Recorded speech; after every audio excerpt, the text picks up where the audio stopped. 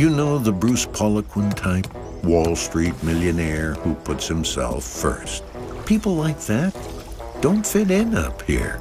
In the 2016 race for control of Congress, Wall Street remains an anti-hero used to paint opponents as greedy and corrupt.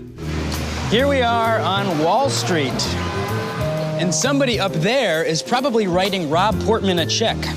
Wall Street's given Portman millions in campaign contributions. Starting in the primaries, several Democratic candidates harnessed anti-Wall Street sentiments in both Senate and presidential races to attack pro-banking policies and ties of opponents. There are two Democratic visions for regulating Wall Street.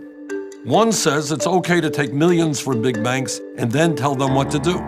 My plan: break up the big banks, close the tax loopholes, and make them pay their fair share. Why I said no to the Social Security cuts Chris Van Hollen said he'd consider. And why I won't take money from Wall Street banks, even though my opponent did, because you deserve a voice in Washington too. Now, in the general election, candidates in the Republican Party have been targeted for their ties to the banking industry. While on the Senate Banking Committee, Pat Toomey voted to rewrite rules to help bankers like him. And he tried to eliminate protections put in place to stop Wall Street's risky practices. Pat Toomey, looking out for Wall Street and himself, not Pennsylvania. We sent him here to fix it. But Congressman Joe Heck became part of the problem. Wall Street invested over $500,000 in Congressman Heck's campaigns, and Heck supports their agenda. But it's not only Republicans in the crosshairs. The GOP has taken aim at Democratic candidate Evan Bayh in his bid for the Indiana Senate seat over his Wall Street ties as well. He's been called Wall Street's dream senator.